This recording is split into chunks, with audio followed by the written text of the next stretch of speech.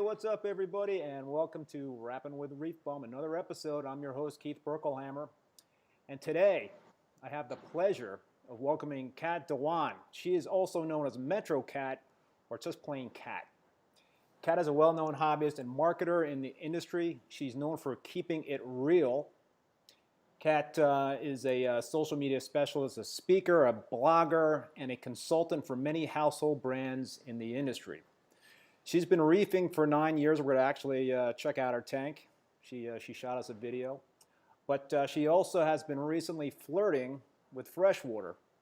So Kat considers networking as her superpower. And a fun fact, Kat has an acropora named after her. Her signature coral is called the catrapora. Hey, Kat, welcome to the show. It's very excited to have you on. I'm excited to be here with you, Keith. Thank you. Catrapora, I think we're going to... Is that in your video there, clip, in terms of that coral? Do you currently have that in your tank?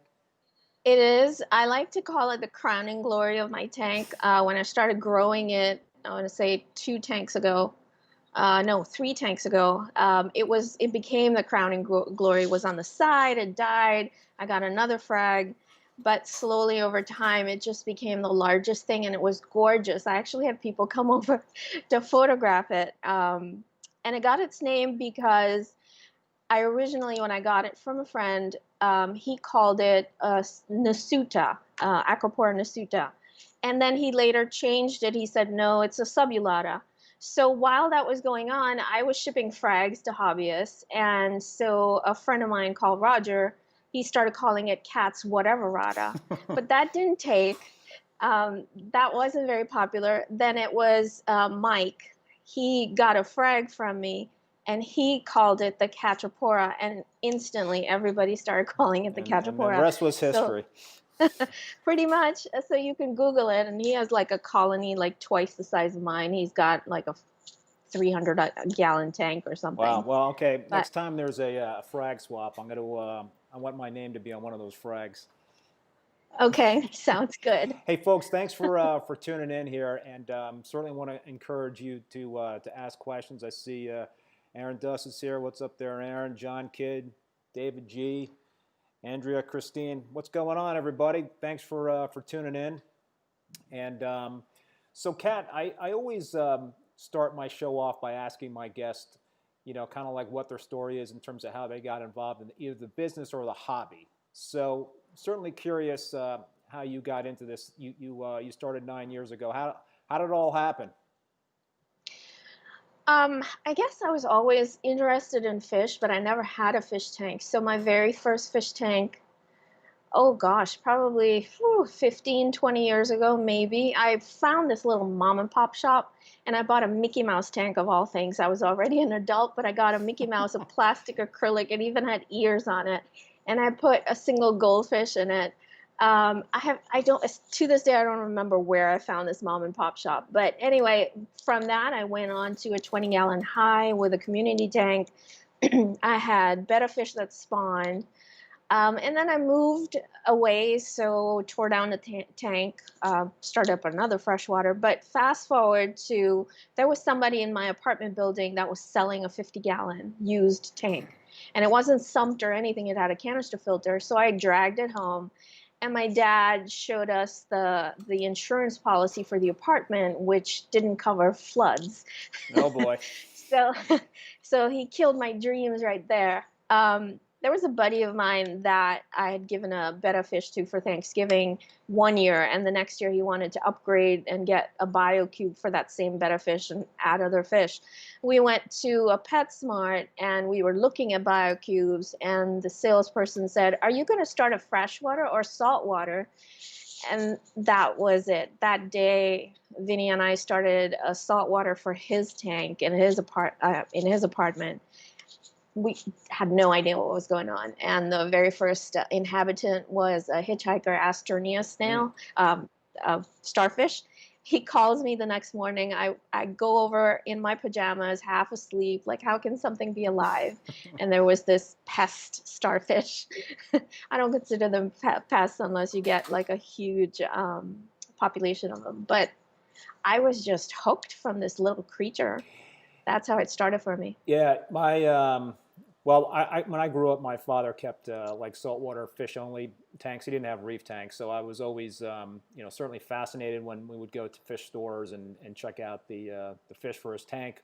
But personally, I didn't have a tank until really when I started working in New York City, and my wife and I went to the San Gennaro Festival, or maybe it was my future wife.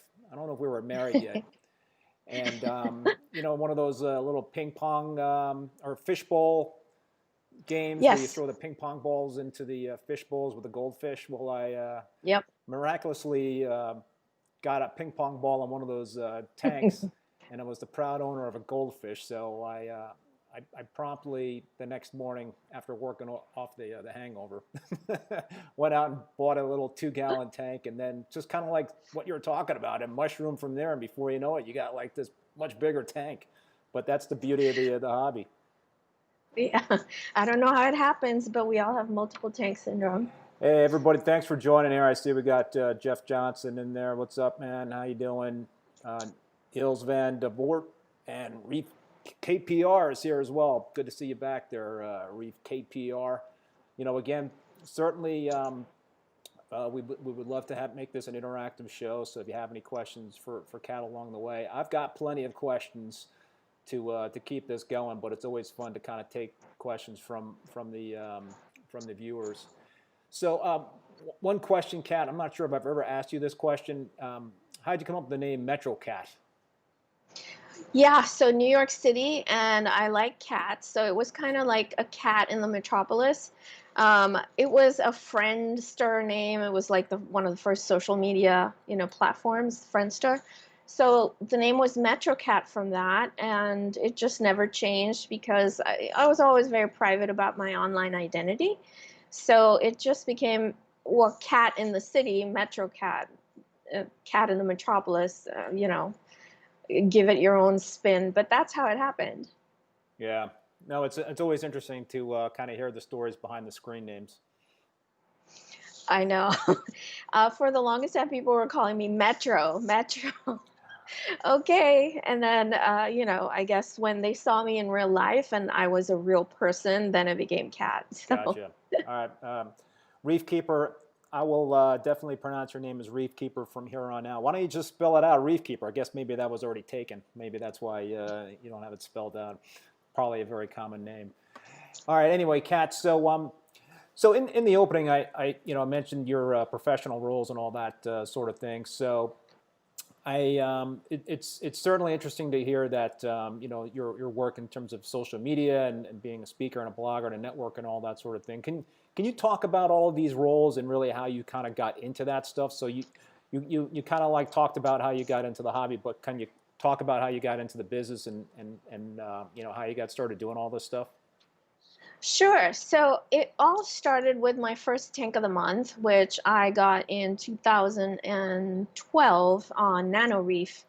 And that tank was featured on Marine Depot. Then pretty soon after, I had a display fuge. It was a macroalgae display fuge that was featured on Reef Builders.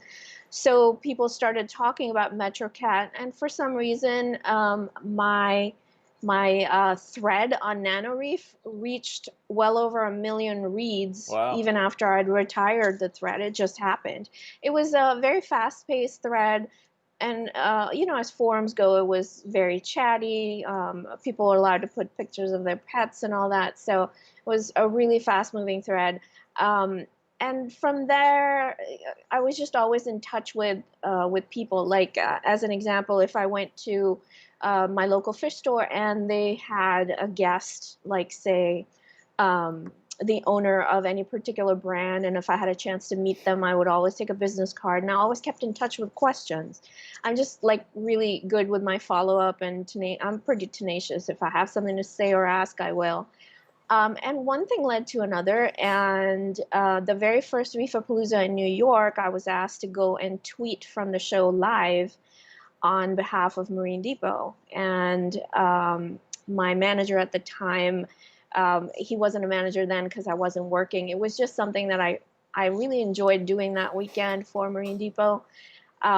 It just spiraled from there. Do you want to write a blog? Do you want to, do our social media? And then I reached out to the same people that I had met over the years or kept in touch with. And I said, well, I can blog for you. I can do this. And I'm just really blessed to have a trust that they placed in me from maybe having met me once or talked to me once or twice. It just spiraled from there. And I'm a pretty sincere person in general. So I think when they saw that I knew my stuff, it wasn't, you can hire a marketing company, right, to blog and tweet and post all day long, but they wouldn't know the difference between, say, a zoanthid and a goniopora. So having a hobbyist do all of that was, I think, at the time, really unique. One thing led to another. My clients came in from referrals and word of mouth. So I'm just really, really blessed to be working with, companies that we all use their products in our homes, in our reef tanks. Are you pretty much full-time in terms of, aquarium brands, or is that just part of what your client base is? Yes, so aquatic industry is my primary clientele. I have dabbled in the beauty industry, the food industry, paintball, a little bit of real estate, just doing marketing here and there. It's nice to get that perspective, and I just keep growing my network with people that I meet. It may not work out. I may just do a project or two, but my focus is the aquatic industry. All right, so I have some more questions for you about all that stuff, but what I wanted to do here is sneak in a video first, and some of you folks probably have seen this video before. It was something, well, I'm going to play it, and then we can come back and talk about it. How's that sound, Kat? Sounds good. This is kind of an example of something. Now, Kat, was this your idea, or was this something somebody else thought about, and then you kind of took and ran with it? It was my idea, okay. And then I just pinged friends, and they said, yes, let's do it. So here we are. Here we go.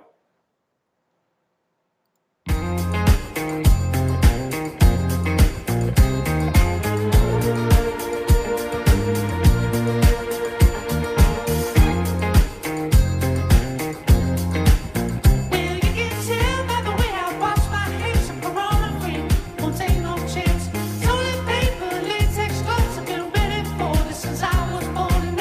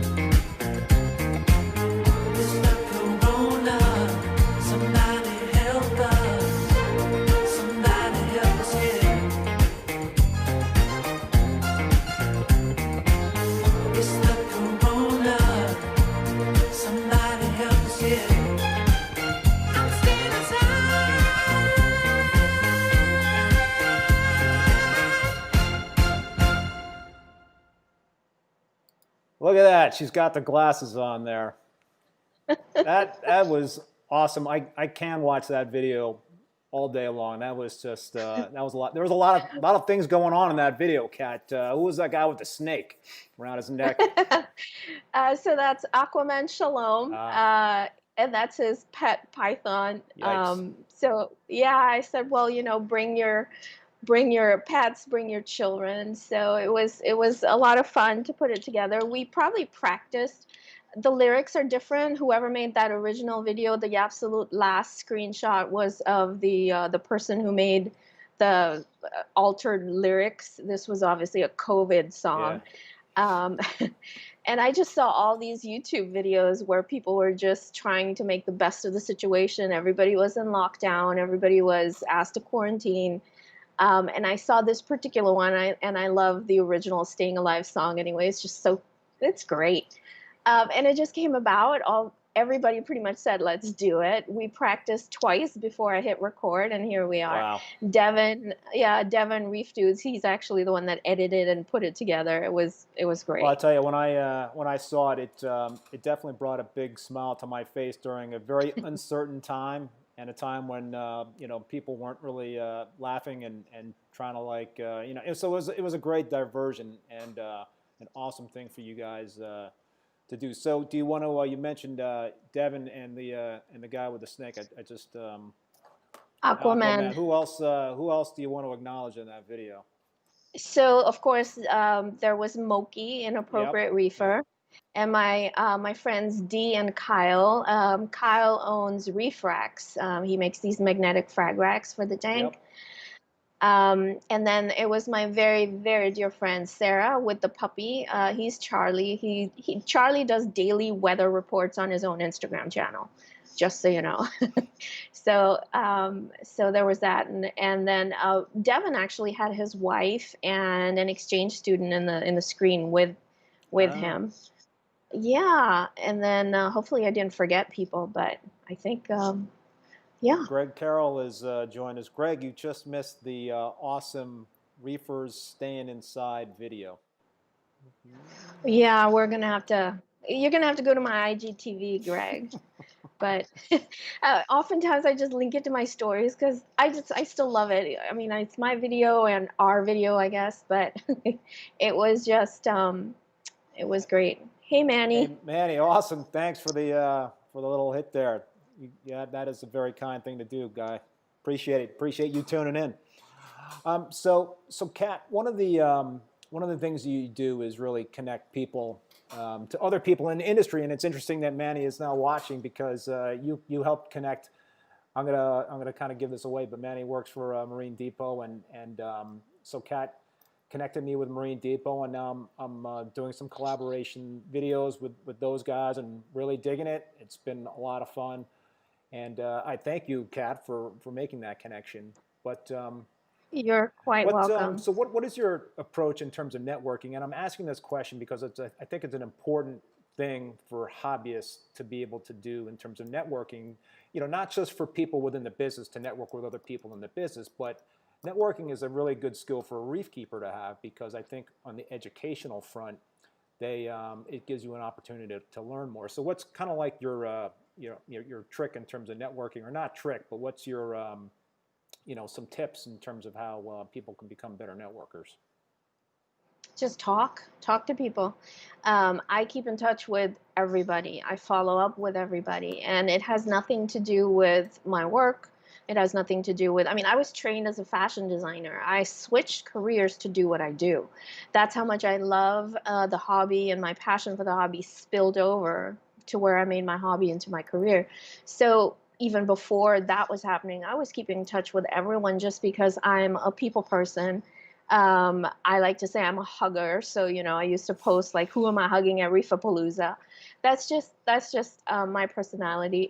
My mom used to bang her head on the wall. I'd go for a walk and I'd bring home an injured bird.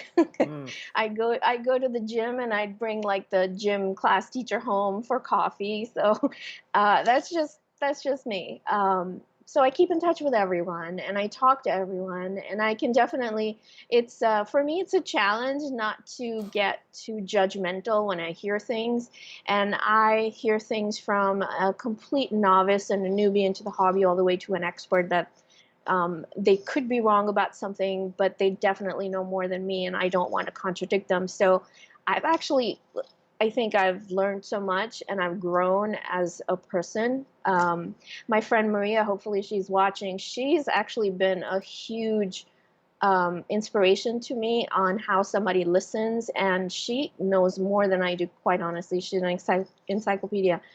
But I took my cues from her. She was always willing to listen and to discuss things. So that's what I do. I talk, I discuss, and I also like to put myself in someone else's shoes, which came with time. It didn't come instantly, to empathize. And so I think just the fact that I always keep in touch, that's my key. That's my trick. I never let people go.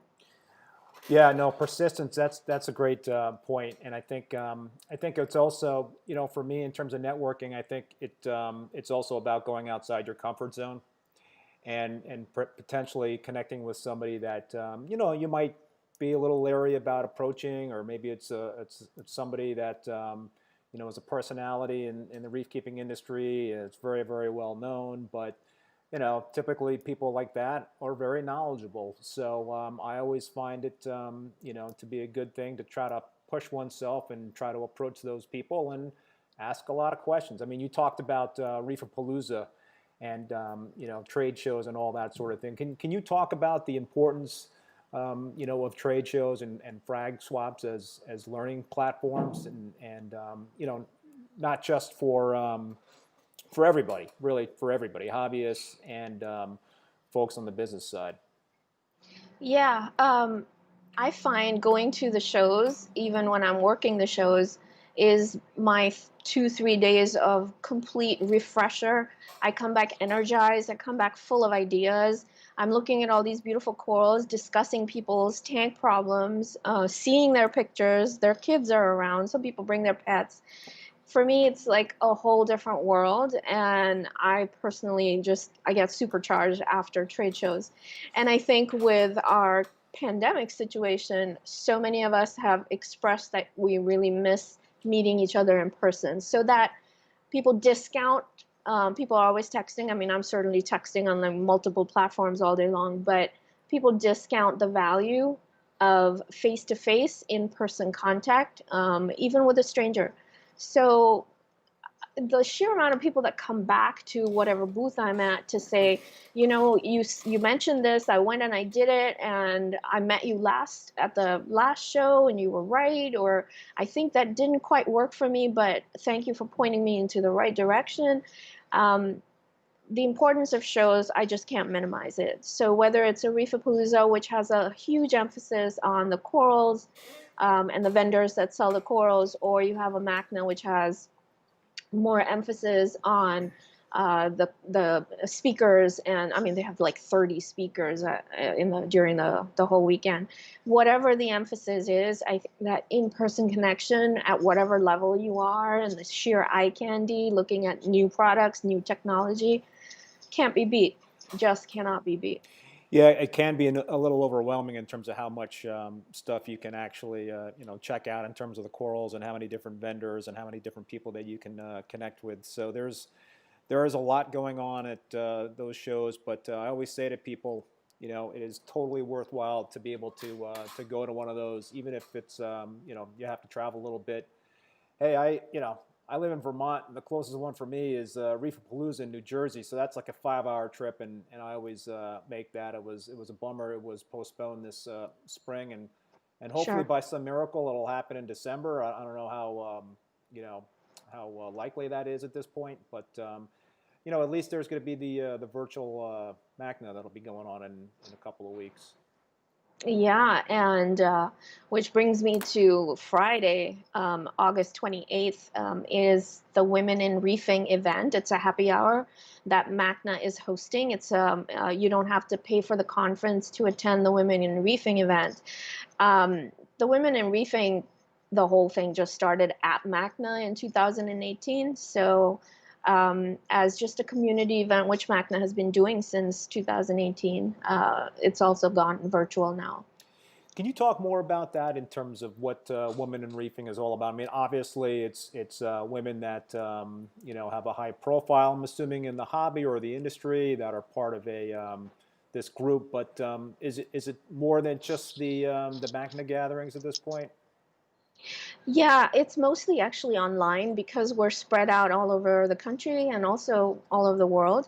MACNA has been, you know, the very first foundation meeting. The club was founded, or the group was founded by Kelly de Laverne. She's known as Seahorse Whisperer.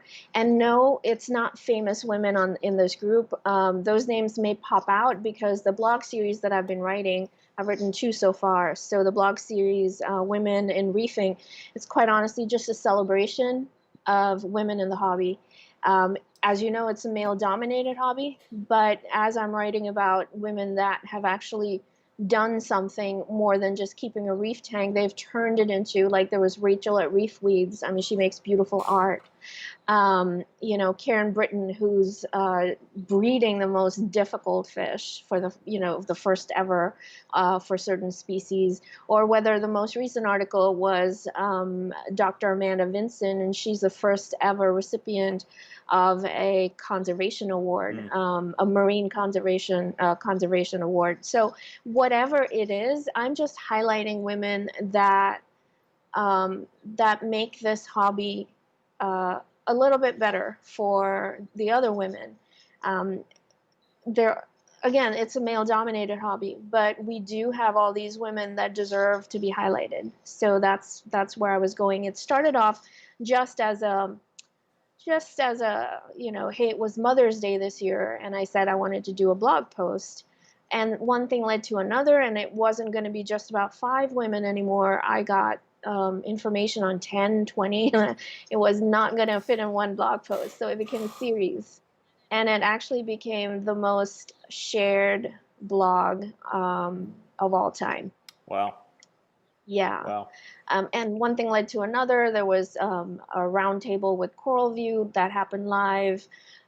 We had a happy hour just by ourselves. Then it translated into, whenever MACNA decided to go online, it now translated to an online event. So it's a Facebook group. Everybody, even you, Keith, are welcome to join. It's called Women in Reefing. And actually, the happy hour is not a ladies' night. It's open to everyone on Friday, August 28th. Well, if I had the if I knew how to have multiple guests on this show, I would certainly invite Women in Reefing on to talk. But I haven't figured that part out yet, so we'll have to put that on hold for the time being. But Sure. it sounds awesome. Any future plans in terms of taking it even further? I hope so. You know, the founder is, in my opinion, the one that's going to call the shots.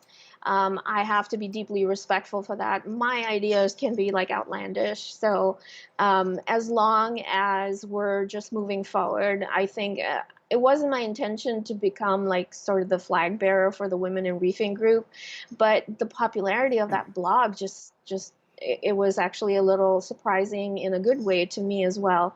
And more of the same. So I don't know. Let's assume the pandemic is no longer an issue. Meeting at all the reef shows would be the first step, and hosting online meetings no matter where in the world you are. Happy hours, just have fun. So things like that, maybe a tank tour, because we can do it with a camera in each other's homes. Yeah. So I'm checking out the dialogue here in the chat, and Greg said that you made him feel really bad when when you showed him how few women follow him on Instagram, and that was gonna kind of lead into my next question, and I think Andrea said it's not your fault, Greg. So. Right. I was actually thinking about working on an article on the demographics that all of us have. And I asked both men and women to send me a screenshot of their gender demographics from Instagram, YouTube. And I'm going to mention Jim Telegram right here. His statistics from Instagram is way different than his statistics on YouTube. It's incredible. it's something to be seen. So I'm thinking about doing a blog post talking about the gender, the differences, and across the board, the average female audience is about 14 to 16%, maybe 19%. I've seen only 2 women that have a higher percentage than that in all of the screenshots that I was sent. It's very interesting because when you go to a fish store, you do find women working there. When you go to the reef shows, you find women working there. Yeah. Researchers, scientists. There are so many women in this hobby. I'm surprised that they're not actually watching more online stuff. So hopefully that'll change.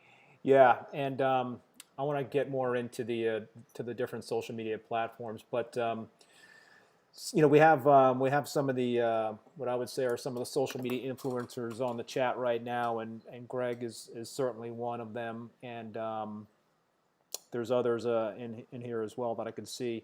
So I think and it's interesting because you've got different types of social media influencers. I think you've got some that focus more on entertainment. And I think Moki has said that he's more about entertainment, inappropriate reefer. But I don't know, Moki, I think he is educational to me as well, because I think he provides some valuable information. I mean, he has a great way about him in terms of presenting the information. So it is certainly entertaining, but I also think he shouldn't just, put himself in that silo in terms of just being an entertainer. He's definitely passing along some good information. But so, how do you think the presence of the influencer has really changed the way reef keepers have taken in information? Sometimes there is good information and sometimes it's bad information. But years ago when I started keeping reef tanks, it was all about picking up a few well-penned books on the topic and reading up on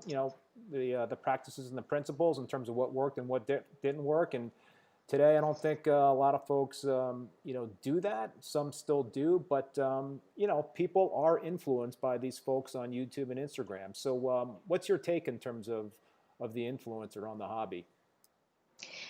At this point, first of all, there's a saturation issue, and all day, every day, I'm not even kidding you, people will say, I just got my first 3 followers, please send me free stuff so I can promote your company. And remember, we started the show talking about the clients that I represent are household brands.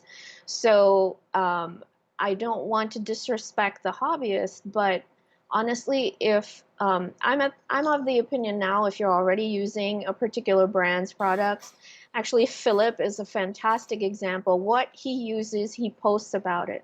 And he's not doing this because he's sponsored by them. He's not doing this because of any other reason, just because he sees results, positive results on his system.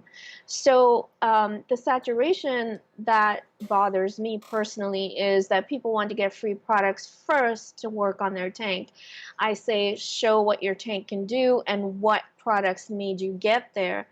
And the companies that you tag as products that you've been using, they will reach out to you. And I'm saying this on behalf of my clients. They will absolutely reach out to you. Everybody's watching social media. So, and then there's a big giveaway culture. Our audience may not like that, but I reached my first 100 followers, I'm going to do a giveaway. 250, I'll do a giveaway. 1,000, I'll do a giveaway. We are small potatoes compared to, say, the fashion world or the music world. We really are a very small community. But I also think that we're making it harder for people to be genuine because there's so many giveaways happening. Milestones are really easy to achieve. People can buy followers. Yes, that happens. People can buy comments. People can buy likes. I do vet the influencers that I work with. I check statistics. I watch people. I'm a stalker. I watch people, I analyze them, I can see the spike when they bought people. And sometimes I don't understand why, because their content is good. They get the engagement. They have everything going the right way. Algorithms change. Both Facebook and Instagram change their algorithms all the time. It's like a whole other job trying to keep up with it. There's a shadow ban. I mean, this is an interesting thing. I talked about it at one of my speaker presentations at Reefapalooza, California last year. We're all in the saltwater hobby, right? So one of the hashtags that is most commonly used is hashtag saltwater. Well, hashtag saltwater is a banned hashtag. If you use it and you continuously use it, Instagram will shadow ban you. So you start posting content and it will not come up on random searches. Only your followers will be able to see it. So it's just little things like that. And I see Duke of Earl saying people don't give advice anymore. It's just promotions. This is true. It is all just promotions. It is, I'm using carbon from this company today and from this other company tomorrow. I just think that that lends itself to this insincere atmosphere. Forums in that regard, which is another article I've been thinking of writing. Facebook, actually Jeff was the one that suggested this. Facebook forums, Facebook groups versus online forums. And I feel like the discussion is so much more robust and concentrated on the forums, and it's an actual learning platform versus social media where it's all pretty pictures and whoa, I got a new expensive coral today. Yeah, yeah. No, it's interesting because it just adds to the noise, out there that it can be confusing. I mean, it's certainly changed a lot over the years since when I started getting into the hobby. And I remember when I was I was in a local fish store back when I started keeping reef tanks, and I was talking to somebody in there, another customer, and he's like, "Hey, are you on Reef Central?" I'm like, "What's that?"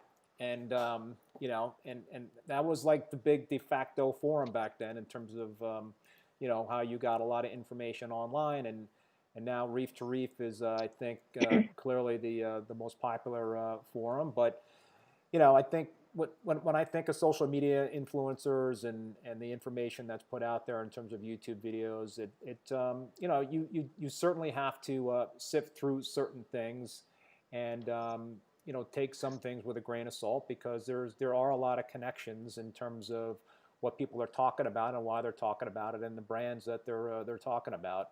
And I'll admit that I have connections as well, but I try to really talk about things that I do myself with my tank and that I believe in. So that's what I try to stay true to. But hey, it can be difficult to navigate sometimes. Correct. I think with forums, the information is definitely better cataloged because it's in one thread. Versus you'll put up a post on a Facebook group and people post everything, dog, cat, hate mail, everything across the board. And tempers are really short on social media, really short. Yeah, I don't participate on a lot of the Facebook discussion boards, if that's what you call them. But what's your opinion in terms of Facebook, Instagram, and YouTube? It seems to me that in terms of just relevancy, Facebook seems to be fading a bit, and YouTube and Instagram are pretty strong. Is that an accurate statement based on what you're seeing? No, no, because Instagram is again fantastic for look at my fabulous life or look at my fabulous reef tank. It's definitely a PR tool first. Yep. Which is not to say you don't have good information and you follow people that are sincere and love their hobby. Absolutely, absolutely. But in general, it's all about, here's a new coral I got, new fish. It's all about PR and feel good. That's the way I like to call it. Facebook has become more of an argumentative platform than anything else, because you post something, the reach is substantial, everybody's a keyboard warrior, their way is the only way or the highway. So I find so many arguments that just don't need to happen happening on Facebook. The forums are moderated, not to say that the Facebook groups are not moderated. Forums are moderated a little bit more, so people will get, the threads will get locked down, etc., a lot faster. YouTube, I think, took a back seat, but because of COVID, I was hoping that people would do more videos. But staying at home, editing, whatever, maybe it was just not happening for a lot of people. So I saw a lot of live streams.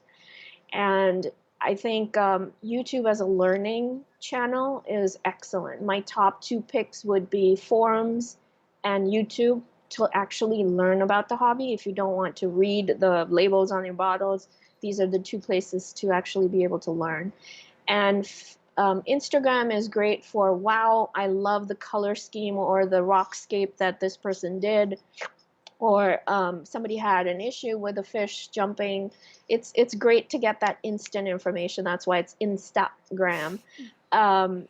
And Facebook is argumentative, in my opinion. Like, I can't say anything on my thread if I don't want people that absolutely disagree to come in and start attacking. I mean, I'm lucky and I'm blessed that people are very respectful in my personal sphere, but I go to these groups and other people's personal pages and they're just getting attacked.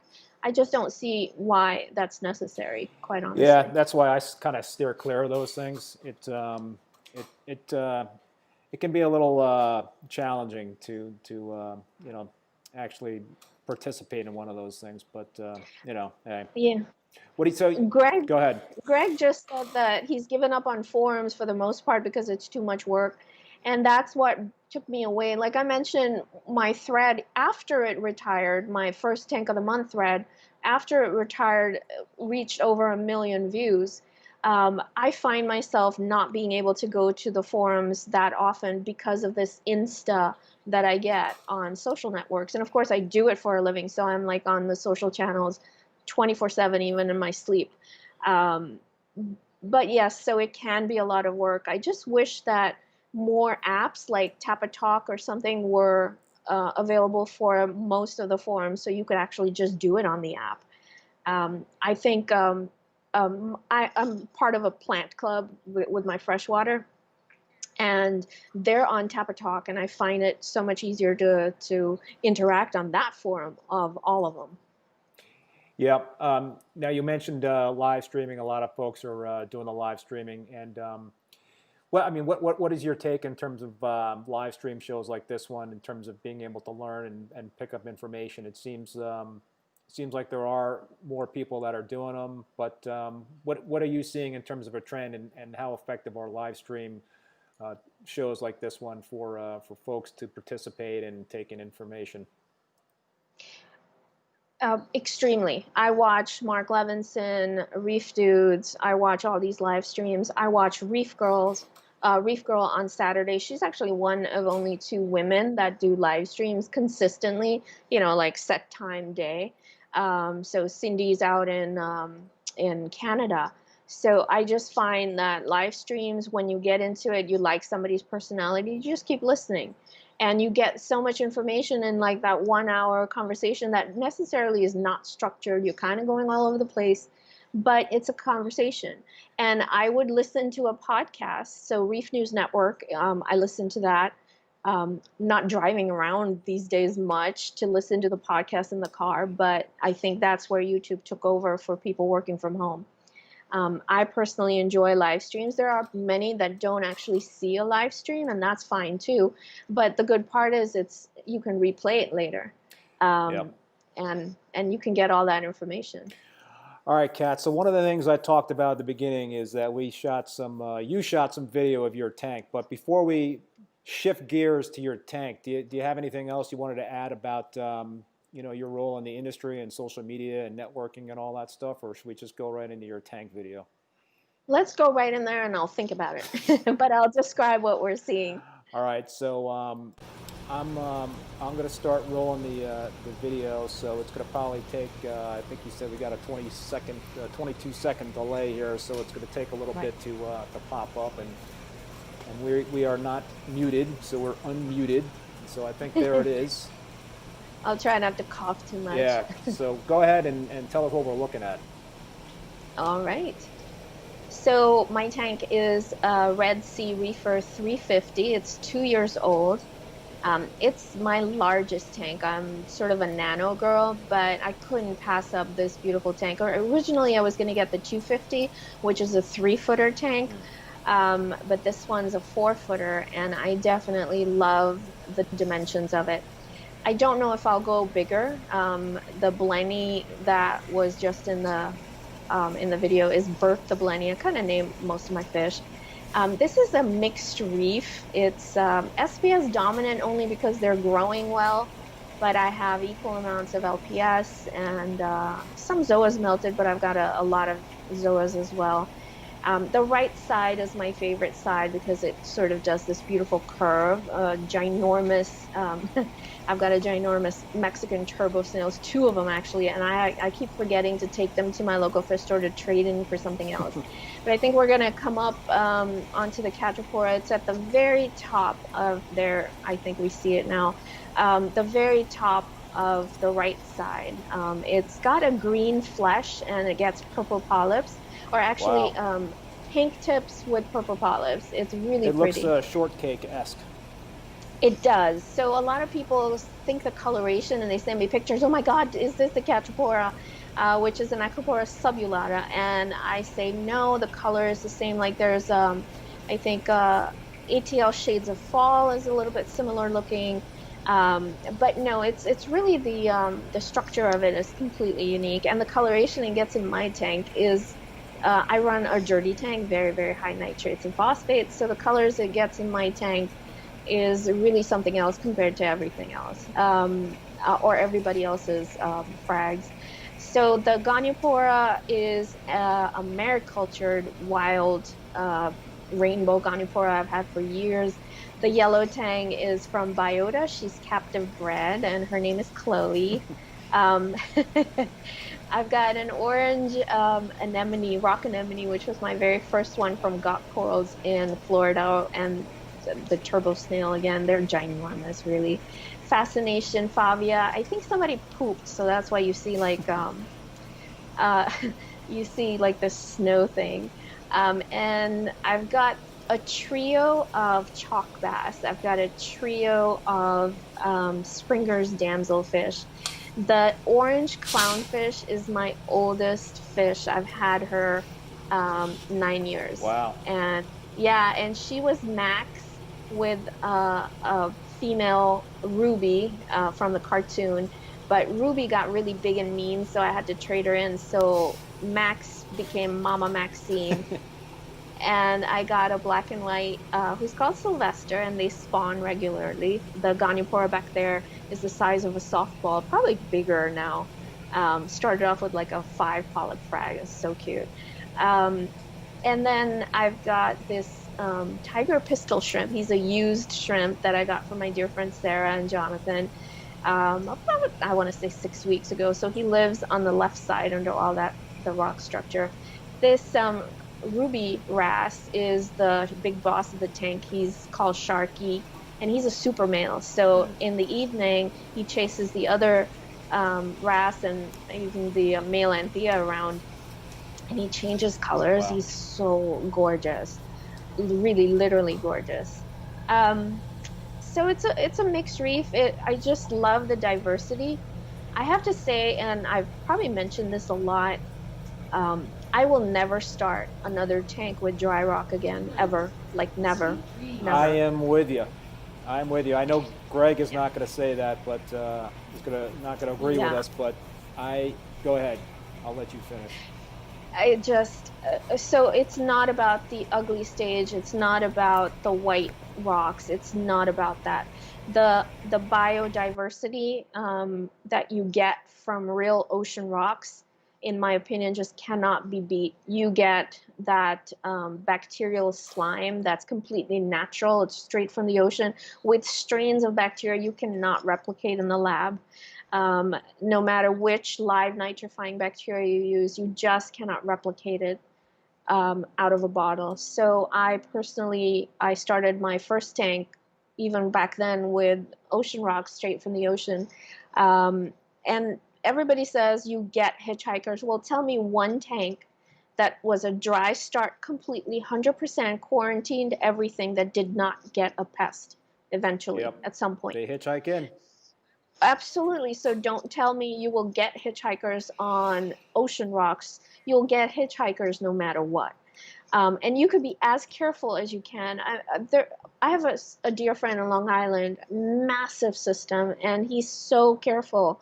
He even quarantines his inverts.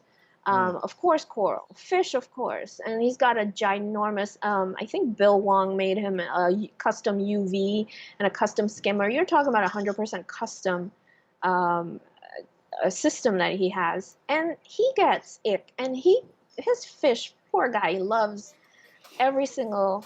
Yeah, it's not possible to be pest free.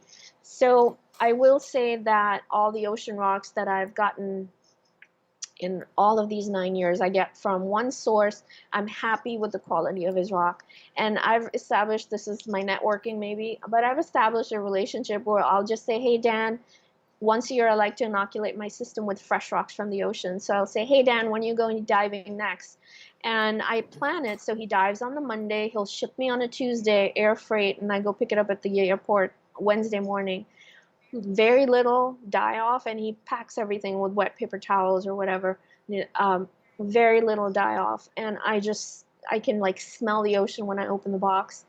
And the little critters and hitchhiker sponges, sea rods, macroalgae, the coralline, the variety of coralline from hot pink to purple to I can't stop talking about real ocean rocks. And people say you can't get that anymore, folks. You can get it. No, you can and get it's it. not. You It's can get it. you just know the Florida. There are 2 or 3 companies. I personally go to Gulf Live Rock. Dan, he does such a good job. Honestly, you can get it. So if you are ever thinking of starting another tank and are like me that don't like to do a dry start, get real ocean rocks. You won't be disappointed. Yeah, I've talked about this before, but for my current 187-gallon tank, I started that 5 years ago with dry rock only, and I've been keeping reefs for 25 plus years, and I've always started tanks with live rock. And boy, let me tell you, I just had one problem after another with the dry rock only start, and my acropora were growing, but then they would stop growing, and then I would get a bacterial bloom, and then something else would happen, and then I got the dinos, and then it was just I just couldn't grow corals like I was used to growing corals, and so I rebooted the tank, and I actually happened to be down in Florida for a vacation, and at the time, this LFS had Haitian live rock, so I cherry picked some great pieces and took that live rock back with me on the plane, and it's in my tank right now. And for my new tank that I'm going to be starting up in a few weeks, I'm planning on using live rock. I absolutely see people with the dry rock only tanks starting them up, and they look awesome. And I understand that you've got those booster products that can get things going quick, but I'm in your camp. I just think it does take longer, and I don't think you do get the biodiversity. So, but hey, you can't argue. There are very, very, very awesome looking tanks out there that were started with dry rock only. Yes, definitely. I think the maturity is what makes the biggest difference for me. The maturity is pretty much instantaneous or super quick when you're using real ocean rocks. And a fantastic alternative if you don't want to get ocean rocks is live rock that your local fish store has. I'm not talking about purple rock. This has nothing to do with purple rock. I'm talking about the ones that they actually have in a vat of water. So that is live rock that will work also. Don't discount that. But it's the dry rock that personally I'm not a fan of. I won't be. And yes, I'm seeing some comments. Live rock has never been cheap. You are absolutely right. And there's a new fish store. It's a freshwater. It's their second store that's opening up close to me. Well, not close to me, but in my state for freshwater. Now, freshwater tanks are generally smaller. They have a fantastic concept that I wish saltwater stores would think of. They have an aquascaping table. So you can measure out the footprint of your tank and use their hardscapes in the aquascaping room to build your scape. So that way, if you need only 10 pounds of rock, you're not going home with 20. I think that that's a fantastic idea, and I wish more stores would do that. That just or you can always talk to your fish store and say, listen, I'm going to take 20 pounds. I may not use all of it. Is it okay if I come back and trade it in for something else, a bottle of a box of carbon or something? Don't be afraid to make that kind of a trade. And then there are other hobbyists always willing to take rocks that are left over. And Greg says, I miss Marshall Island rock. Yeah. You know, yeah, I've seen it. I never had the pleasure of actually having some personally, but Yeah, that stuff is great. And the Tonga, branch stuff was pretty friggin' awesome. And I think the appeal that that dry rock has is that there are really some amazing aquascapes that you can do with the dry rock, because you could just spend weeks on it, maybe months if you wanted to, just kind of like crafting and carving and chiseling and so that is certainly an appeal. But I always say that, and I know some folks agree with me, some folks might not agree with me, that if you do it right in terms of growing corals, then eventually you're not going to see the rock anyway. This is true. And I'm pretty surprised. There was a comment here about, I love Marco Rock. I do too, actually. But and side note, they actually took out pink mortar, so it doesn't show up as white if you're actually gluing purple rocks. So that's a note to self or anybody who wants to use their product. I've never actually been able to get good coralline algae to grow on my dry rock. Yeah. But they're fantastic looking on my ocean rocks to this day, even if the rock is a year or 2 years old. But my dry rock just never gets a good coating.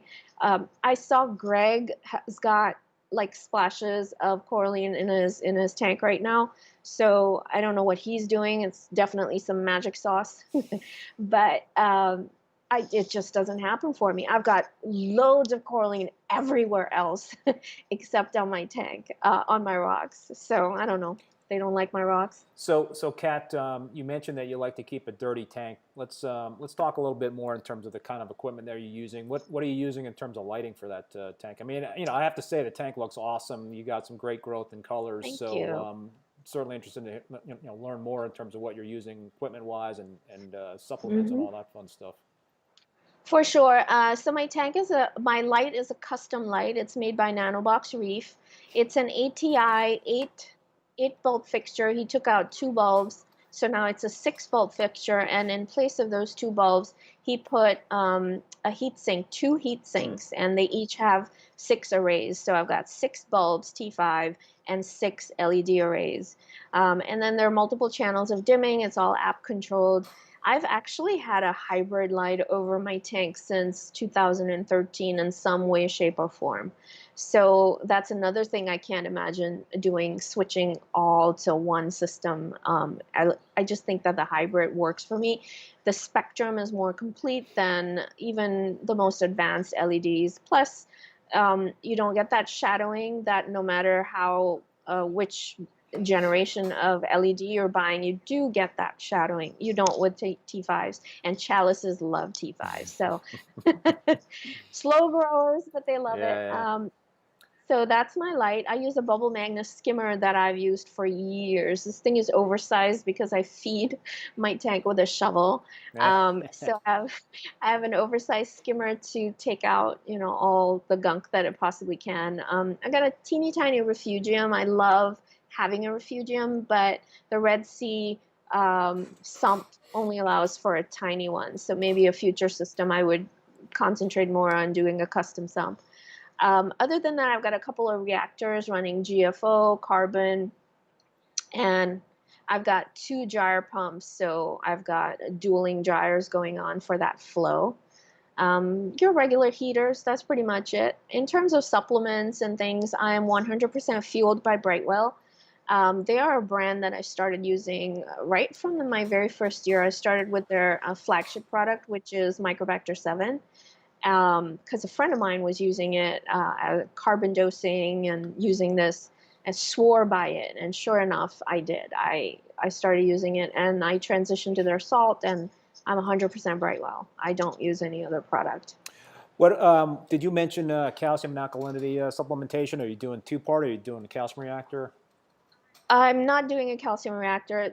That part of, for an apartment and a small Yeah. apartment, I don't want to do too much. I have a couple of freshwater tanks. I'm thinking of doing a macroalgae tank. So yeah, uh, less equipment is better. I think I already have too much gear. I just do two-part dosing. I use actually Continuum Aquatics Calcium Plus. It's part of their color system. It's got strontium. It's got a lot of things in it. And I use the Brightwell alkalinity. I've got high magnesium right now, and I'm trying to bring that down, hopefully over time. Magnesium is like the one thing people don't talk about when it's high. It can do, you know, negative things, impact negatively in terms of the corals. So I do see some effects. And magnesium is one of those things that doesn't get utilized all that much. And we put so much emphasis on, well, in order to balance your alkalinity and calcium, your magnesium has to be in level. And I disagree with that. I'm not saying it needs to be zero or whatever. It needs to be at some. I hadn't dosed magnesium for 2 years. Then I suddenly started. Don't ask me why. And now I've got high magnesium. I really want to get it What's down. high for you? It's off the charts. Yeah, that's pretty high. It's off the charts. I'm thinking it's 1600 to 1700, Yeah. but definitely 1600. So it is high. I'm comfortable with about 8.5, 8.9 alkalinity and regular calcium, maybe a little bit higher, but certainly none of the elevated levels that you see in some of the salts and supplements out there. So when I do a water change, it's so much easier when your levels are more stable than your highs and lows, because I think that's part of stability when you don't make these sudden changes, whether it's temperature or salinity. Anything sudden is not a good thing, including alkalinity. When you say dirty tank, what are your nitrates and phosphates Ah. at? Are you sure you want to know? Uh, Hit me. so for nitrates, and I'm about 42 Ooh. currently. Yeah, and my phosphates are 1.15. Whoa. Wow, but it looks Yes, like a and relatively clean tank, so obviously it's in balance. that's the key, actually. That's exactly the key. Don't chase numbers. I am trying to get my phosphates down. I think a little bit of a lower level is just a better level to maintain than constantly going high. So I'm trying to get it down slowly, gradually. I'm in no rush. But yeah, definitely super, super high, very dirty tank. What's your water change regime there? Um, I just started a Instagram group chat, and it's called the Neo Marine Water Change Club. And I started another one for freshwater, and I've got a drill sergeant in there. In fact, it's Reef Keeper on the Neo Marine Club. He's our drill sergeant. Every 10 days, he does a water change, and if you don't do it with him, you have to drop and give him 20 push-ups. So, uh, so that's so he's been keeping me on track. I will say it hasn't been every 10 days. Maybe it's every 15 days, but it's way better than once in 3 months. So I've done all of that. So a couple of rapid fire questions for you. Mm-hmm. I think I actually know probably the answer to the first rapid fire question, but what's your favorite coral? Oh, the There you go. catapora. I thought I had that answer. What's your favorite fish? It has to be the mandarin. I just love mandarin gobies. Yeah, they're really cool. Dream tank. What's that look like? Gosh, I think I have it. I'm just really, really happy. But I would like it to be a little shallow. I have this armpit rule, and this one doesn't meet the armpit rule. It has to be a little bit shallow. 18 inches tall works for me. This one's like 22, I think. Oh well. So, Kat, we're past the hour here, and so we've been chatting about a whole number of things in terms of your role in the industry and networking and social media, and we've been talking a lot about your tank. Anything else you wanted to touch on before we wrap things up? Sure. So And join women, me. and women in reefing. I forgot about that. Yes, Women in Reefing. So please join me for Happy Hour Women in Reefing, which is August 28th, 9:15 Eastern. It's online. It's a free event. It's just happy hour. Grab a beverage of your choice, tea if you like, and kick back and we'll just talk. So there's that happening. And also social media. There are some great people to follow. Follow me and I'll tell you which ones to follow, but it's just at Metrokat and follow ReefBum. Yeah, me. There you go. Well, listen, Kat, I want to just thank you so much for being a guest. It was a lot of fun chatting with you, and hopefully you'll want to come back next year and be a guest again on the show. I'd love to have you. Um, I'd love to be there. Thank you. yeah. Any final thoughts in terms of the impact on COVID right now, in terms of the business, and obviously we've been talking about the conferences and the trade shows and all that stuff, kind of being on hold at the point. But any major insights, observations from you in terms of what the pandemic is doing to the trade right now in terms of the aquarium hobby trade? It's the local fish store that's mostly affected. So if you can support your local fish store, I would encourage you to do so. Other than that, I think online businesses are doing just fine. Most of the manufacturers that I know of are doing great because people are home, people are paying attention. How many tanks you've heard of crashing during the summer, and we haven't heard of that? Maybe some RTN events here and there, but people are always away from home during the summer, which they're not really doing this time. So there's more TLC, so people are doing well when it comes to online stuff. So if you can support your local fish store, I would encourage you to do so. Well said, and I totally agree. It's a vitally important part of the hobby in terms of the LFSs out there. So yes, please support your local fish store. Well, Kat, thanks again for being a guest, and folks, next show will be next Thursday again at 7 p.m. on August 20th, and it's going to be another awesome guest. I actually have Adam Derrickson from Battle Corals lined up as a guest. So all you SPS nuts out there who want to tune in to watch that show, it's going to be great, and we can pepper Adam with a lot of questions and just try to understand how the guy does it. But he has an amazing thing going, so that's going to be a lot of fun, and hopefully everybody will tune in. But until then, be safe, be well, and we'll see you next time. Adios, everybody. Thank you.